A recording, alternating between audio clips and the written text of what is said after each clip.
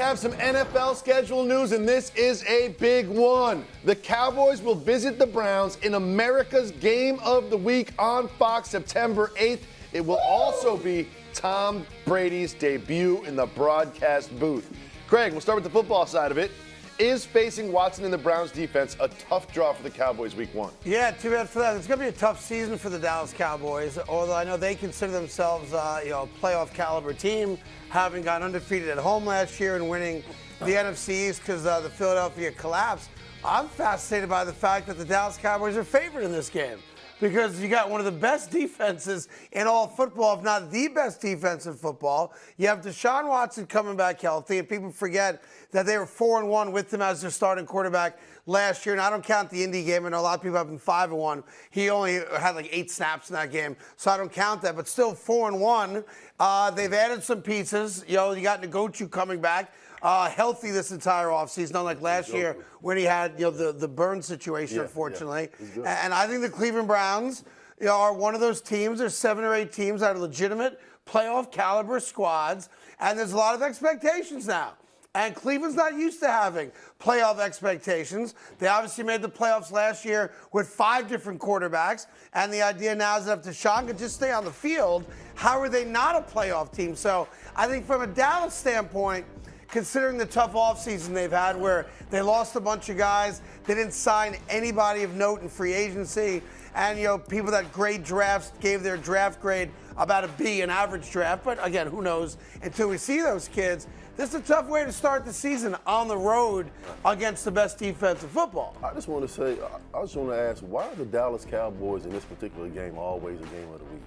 I'm pretty sure there's a better game in opening week than this, but the Dallas Cowboys always make the game of the week. You got the biggest fan base, you get the biggest time slot. I'll say this, but if the Dallas Cowboys go into Cleveland, they lose this first game, it's going to be like, oh, here we go again. That's right, exactly right. Because and it's going to be the Mike McCarthy watch. This is the year for the Dallas Cowboys. If they do not get it done this year, or maybe even make the playoffs, which you expected they would, and maybe get to an NFC Championship game, this team is going to be dismantled coming into the next I get the year. sense they're in the process of the dismantling already, considering CeeDee Lamb hasn't signed, Micah hasn't signed, Dak hasn't signed.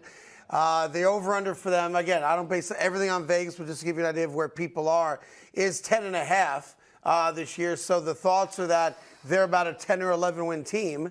For those of you that wager on those types of things, preseason wise. But look, and I know we're going to get to some of the things that happen in the NFL in a little bit.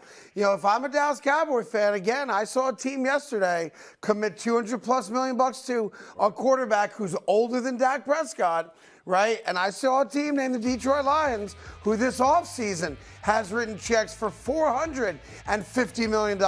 When you look at the total value of the deals that they signed Sewell Brown and now Jared Goff to, and I'm saying to myself, how come we haven't spent any money? Right. Now, are the Cowboys a complete poop show? No. There's still talent on the team. There's still a team that did win the NFC East last year. I think they've taken a step back. But when you talk about tough tests to open up the season, I can't think of a tougher place to be than a sold-out stadium in Cleveland with a team that has legitimate expectations. You're on the road, and their defense is going to try to make a stand game one to announce themselves to the rest of the league. We are for real. I think that's a tough spot for the Cowboys. With McCarthy at the end of his deal and with Dak Prescott at the end of his deal, with CeeDee Lamb still with a pending extension, this is more than ever. And it always is every week feels like a make-or-break week for the Cowboys. But every this week is. And on the other side of the ball, Craig, my question for you is, in the AFC North, if you look at the odds to win that division, right? One of the reasons I think that the Cowboys are favored in this one is because Deshaun Watson is still somewhat of a question mark. But with a healthy Deshaun Watson through the season, what do you expect the ceiling is for the Browns? They can win the division. All 4 of those teams can win the division, every one of them.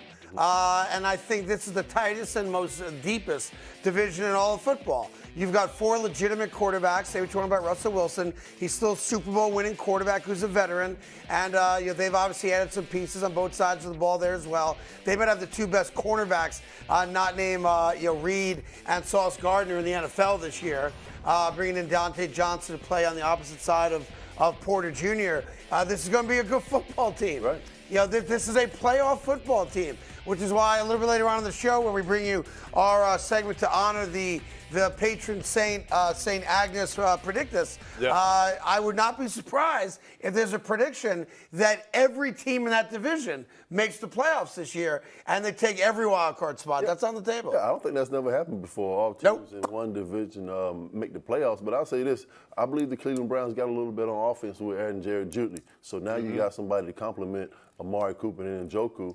And just like you said, the question mark is Deshaun Watson. Yep. We just don't know where he's at physically as far as leading this team. Yeah, listen, I'm pumped about it because it's more football. Tomorrow night, of course, we get the entire schedule for every team.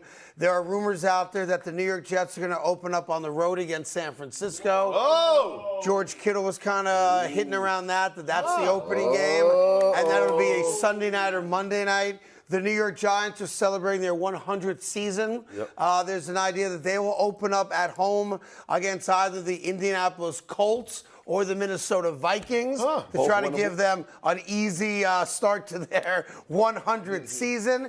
You've got rumors that the Giants are going to Germany this year to play a football game, and it all comes out tomorrow. Wow. And there's going to be a couple leaks, by the way, throughout the day today. You will learn more today. And it's great. I know NBA. I know we're in playoff season. I got a big game 5 tonight myself, as a matter of fact.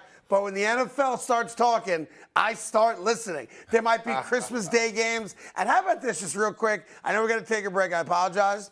The NFL is going to play a single game, as far as what I've learned, on Saturday, December 21st. Why is that important?